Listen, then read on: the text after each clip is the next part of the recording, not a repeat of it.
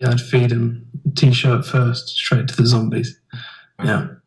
And then there's also like since most of the people actually, pretty much everyone that's subscribed to Play the Game Central now, they all heard about what Activision did to Play the Game Co. How pissed were you after 3 years? I guess right, 3 years of hard work, never giving up. How do Yeah, you? but it's 3 years of Play the Game, but like 2.5 years of the channel of Play the Game Co. And it didn't really settle in immediately because on that day we were kind of going through it, and I didn't think it was going to happen. And the three strikes came through at the same time, so I had no preparation for it. And at the time, all we got was a Google email, but from YouTube saying that the channel was going to be suspended essentially pending further searches, and I'd never really heard of that. And it wasn't till the day after when I got a bit angry, and but it's kind of a blessing because Play the Game Co. We weren't making money from Play the Game Co. anyway. It was supposed to be like a community channel, so it wasn't a money thing. It wasn't like we just lost a load of money or something. It wasn't quite like that, but it was 20,000 people, and when we put up a zombies video. When I put it, the only time I ever saw 21,000 people look at a video was when it said zombies on it. Something, anything to do with zombies, you'd get lots of people looking at it. But any other video would barely break 3,000, I don't think. But it's still big views, and had some of my early kind of videos like Kino and stuff. So yeah, it was really irritating. But Central is high quality already for sure. I think it's better content. Personally, I think it's better content. And we're getting ready for Black Ops 2. Home is my kind of baby. Even though Central, I've just made 3 videos for Central today. But it's Home is where I am kind of at. It's my little location in Play the Game, and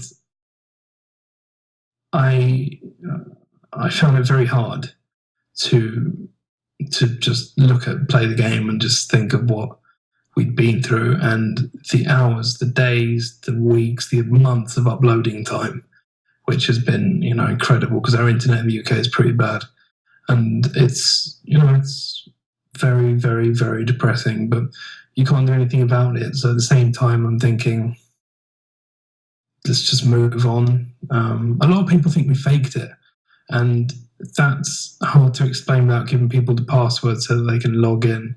The situation with it now is that we'll never be able to make any money from it in the future, which was never an issue, but we can't even upload videos in this suspended place. Our actual video manager, which you have on YouTube, is gone, and so we physically can't upload videos, and we can't upload or edit videos. So if we get comments, I actually think we can delete comments still on videos, and we can like and favorite things, but that's about it. So, but a lot of people seem to think that we were kind of faking it.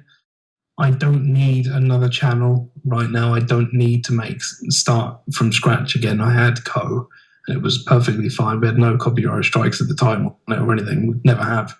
And it's just, this is such an epic waste of time. That's the really annoying part. It's just how much time is just gone. But am I annoyed at Activision? I had an apology from Activision, and they've kind of helped me with something recently. They've helped me get some really, really cool things, and so I can't really stay angry at them. But yeah, I'm still pretty annoyed, but I can't do much about that. So yeah, good question though. And so there's one more question that I have for you, and that's just completely out of the blue, kind of random. If you were to meet any celebrity, doesn't matter from where, anything, who would you want it to be?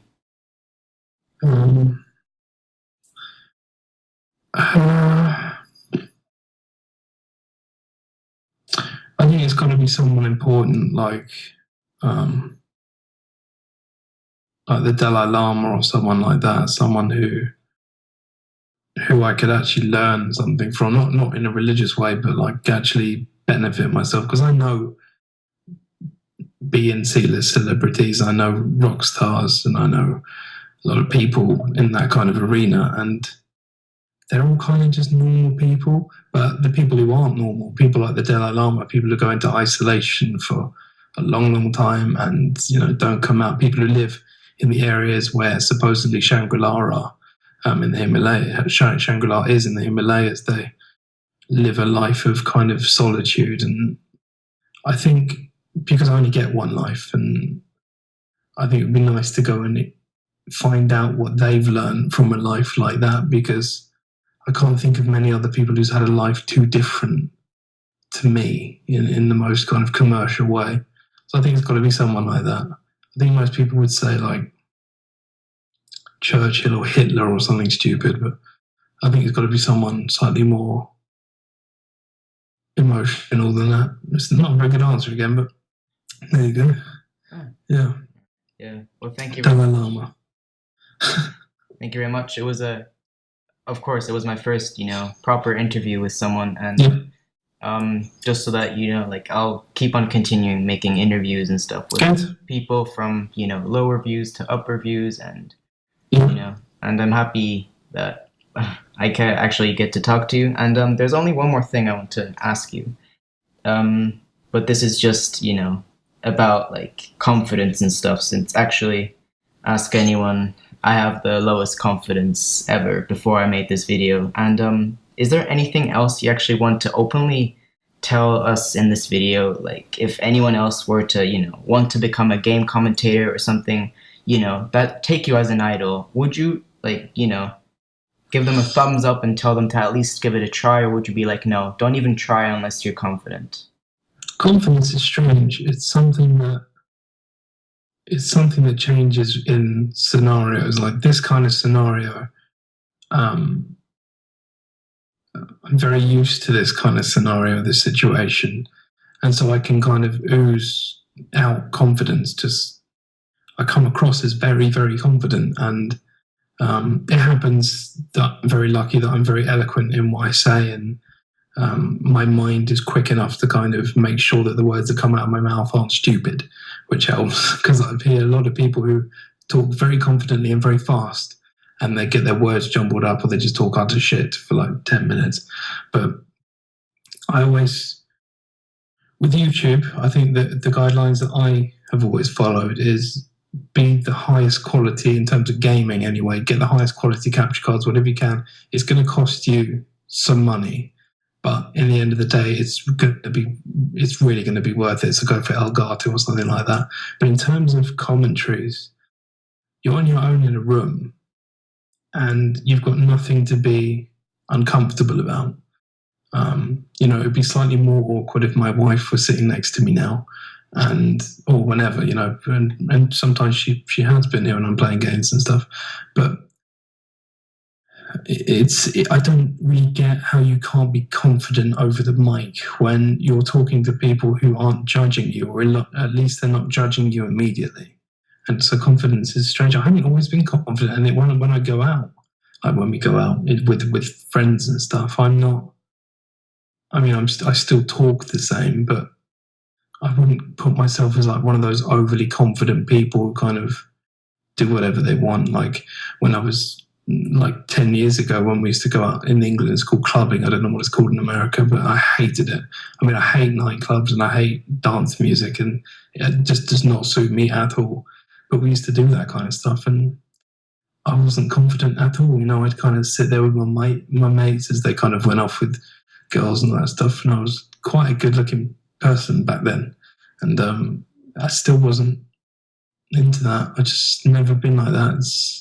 I'm far more chilled out than that. But I think with YouTube, it comes across that I'm very, very confident, and it really rocks me when I get a dislike on a video, and I mean it's a mental thing to say, but and with home, like we can get, I think there's one video with like 500 likes with one dislike, but that one dislike, whether it's just someone trolling or not, it doesn't matter, but that means a lot to me, because someone has actively clicked a button which says that they don't like that content, and that kind of sucks. But You have to learn, and it really affected me more back before, but now I don't really give two shits.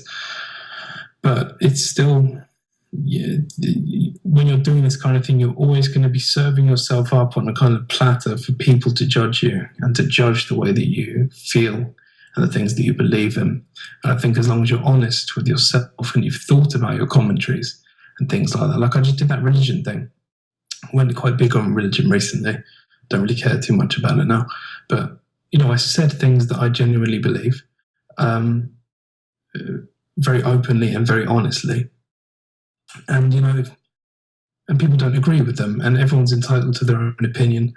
I respect anyone for believing whatever they want, but I respect them undoubtedly. Like Callum, I respect him to the end of the earth, and he's a Muslim. I respect him forever and entirely, but I will never respect what he believes in because it's inherently bullshit. So, but serving yourself up and kind of giving yourself out to people with these views, that takes not guts, but takes a bit of practice, I think, to kind of word things right. And if I'd have made that religion video without any thought and kind of just gone out into it and just said, I don't like God, God is dead and no one gives a fuck, I don't think people would have appreciated it.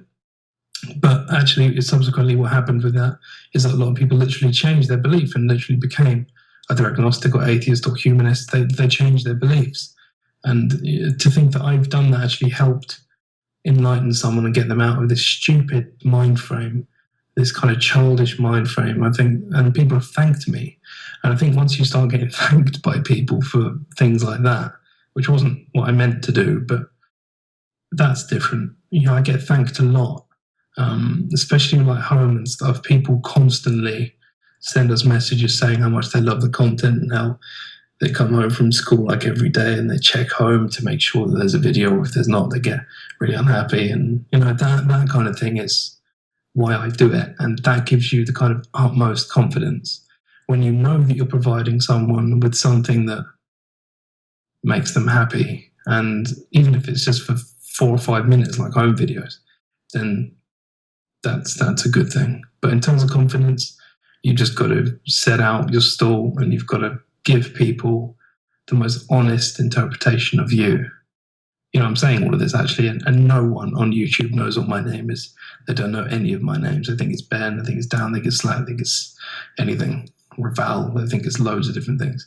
So you can be honest emotionally, but I would never give out my details on the internet because you never know what knobhead's at the end of the line. So, but I don't know if that answered your question. That was quite a long-winded answer. No, it did, and I'm actually. Yeah, why you're looking to do this? Are you then? Well, not commentaries, more like what I'm doing right now, because I really want to get I want to get to know the people that I'm actually watching, if you know what I mean. Because from the other side of just zombies, I didn't really know that you had a wife, you did something else, and all that kind of stuff. Like, it really helped me, and I hope it helps others that watch this as well. So thank you. Well, I think you should keep this up as long as it looks good. I mean, I can get you Rad Austin and get you Syndicate if it actually fucking bother to do anything. And all of Play the Game would do this. There are some interesting people in PTG, really interesting people, because we chose those directors because of their personalities and where they've kind of been, and they're exciting, kind of vibrant people, and they've all got their own stories. And Joe Trocious was actually doing an interview thing which I loved on Co. He did the first one with Wang Time, and I think because Wang was dressed like an absolute, I don't know what we call them in America, but we call them cunts. And he looked like an absolute bellend, and I think he got a lot of dislikes for that. But that kind of format of interview was really good. And this might be good. I don't know if this will be good or not, but you'll have to, I guess we'll see, because you will do your work on it and you'll work your magic and you'll make me look incredibly beautiful. I will. I'm sure.